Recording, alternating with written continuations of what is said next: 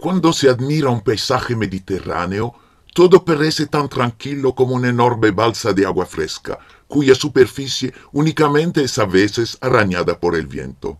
Sin embargo, eso no es la verdad. Para tratar de descubrir la realidad subacuea, en primer lugar hay que observarla a través de mediciones oceanográficas científicas convencionales.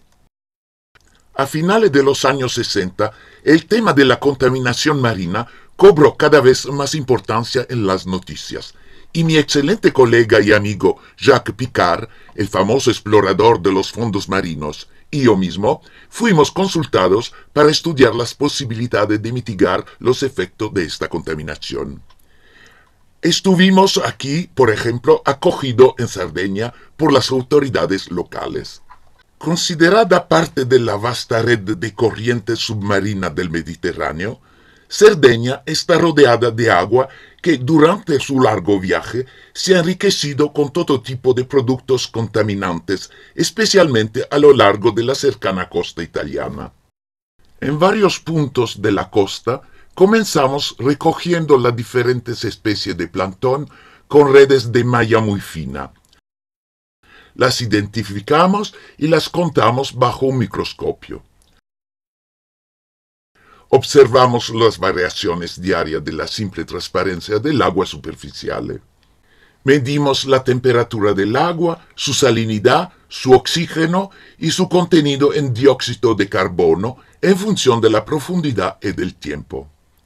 Hemos tomado muchas muestras de esta agua para análisis de laboratorio. En particular, muestras tomadas a nivel de subsuelo marino para poner de relieve los intercambios entre los sedimentos del fondo y el agua. Nada que no sea muy clásico.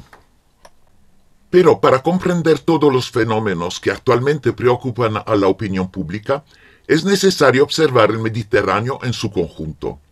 Y es en el estrecho de Gibraltar, de 15 kilómetros de ancho y 300 metros de profundidad, donde los movimientos de los equilibrios submarinos se manifiestan de la forma más espectacular.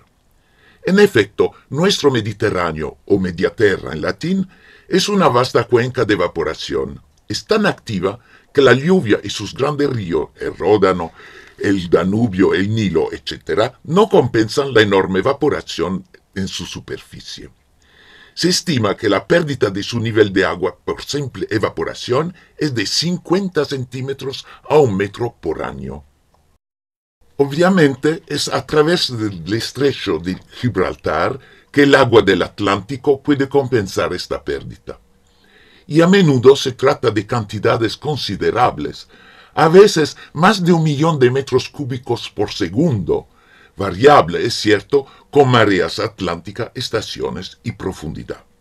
En general, cuanto más agua se evapora en el Mediterráneo, más se abre el grifo de Gibraltar.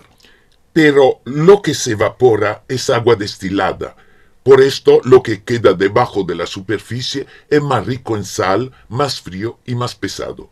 Por lo tanto, tiende a hundirse y acumularse en profundidad, y finalmente volver parcialmente a la profundidad del Atlántico en forma de un río submarino frío que atraviesa el fondo del estrecho de Gibraltar, especialmente cuando la marea del Atlántico está baja. Por supuesto, muchos otros fenómenos naturales también influyen en esta tendencia general. Existen alternancias de estaciones calurosas y frías. Por ejemplo, el agua superficial calentada por el sol del verano, se expande y se evapora. La que queda es ligeramente más pesada debido al aumento de su contenido en sal y fluye provocando mezclas en los primeros metros de espesor. Por debajo de unos 10 metros, los buceadores saben, por experiencia, que el agua se enfría rápidamente. Cuando la prensa comenta el aumento del nivel del mar, es curioso que nunca se refiera a las masas de sedimentos arrancadas a las superficies de los continentes por la erosión y luego vertidas al agua por los ríos y las olas, ni la todavía poco conocida actividad volcánica submarina, ni la lenta y anárquica deriva de los continentes. Si este calentamiento provoca una expansión general, esta representa poco porque se limita exclusivamente a la zona superficial. pero dada la inmensa superficie del Mediterráneo, es suficiente para animar a veces el río submarino frío de Gibraltar cuando la marea atlántica está baja. Por otro lado, los vientos dominantes como el Mistral, la Tramontana y el Levante levantan olas ligeramente rompientes, lo que acumula el agua caliente de la superficie y la empujan en la dirección en la que soplan, a una velocidad de unas decenas de centímetros por segundo. Los bañistas saben que la temperatura del agua en su playa favorita varía mucho con la dirección del viento. Naturalmente, el relieve del fondo y el contorno de la costa también influyen considerablemente las corrientes submarinas, las desvían, las debilitan o las aceleran localmente.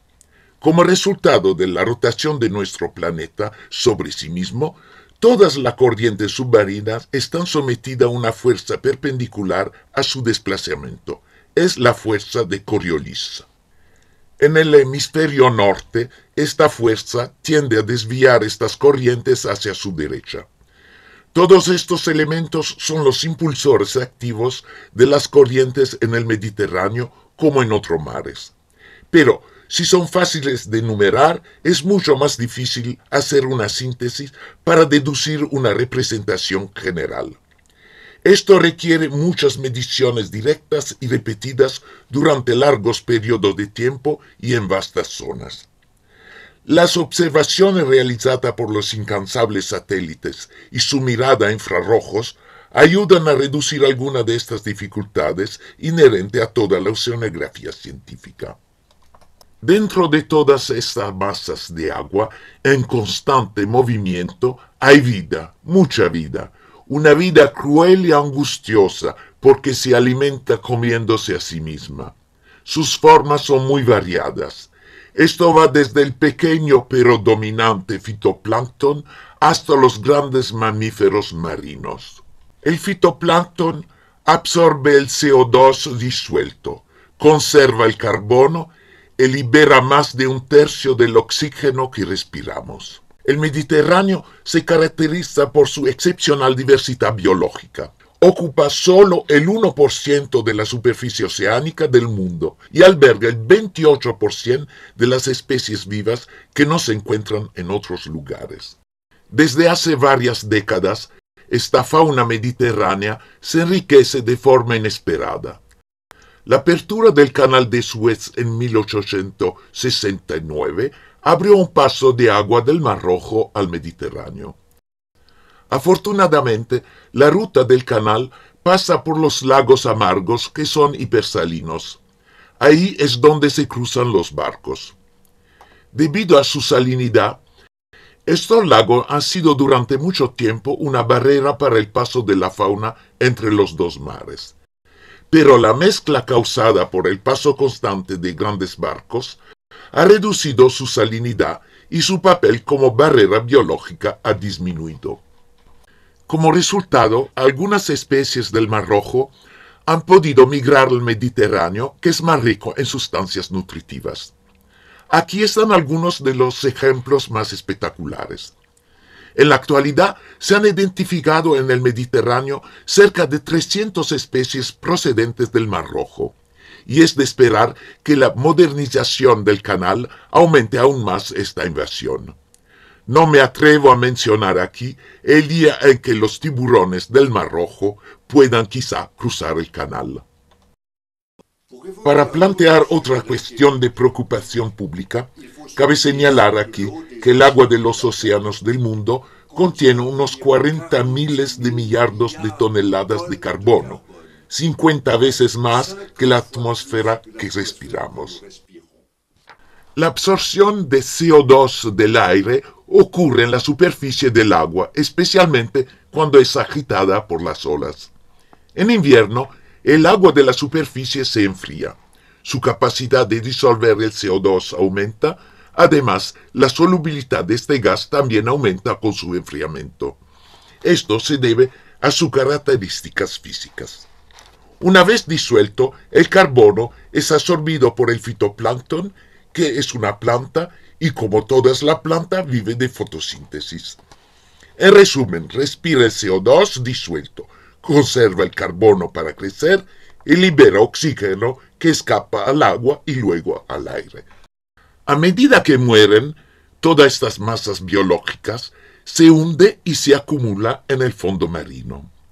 Allí se mezcla con los sedimentos durante largos periodos de tiempo.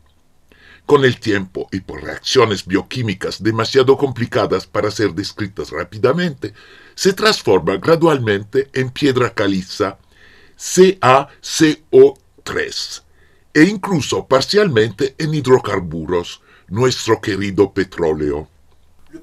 El público también está preocupado por la supuesta acidificación del agua de mar. Y sin embargo, aunque se repite un poco en todas partes, esta afirmación es falsa. La acidez se mide fácilmente en pH, o potencial de hidrógeno. Todo lo que es debajo de 7 pH es ácido. Todo lo superior es alcalino. Sin embargo, el pH medio del agua mediterránea, al igual que el de todos los océanos, es de 8,2, variando entre 7,6 y 8,5. Así que el agua de mar no es ácida, es alcalina.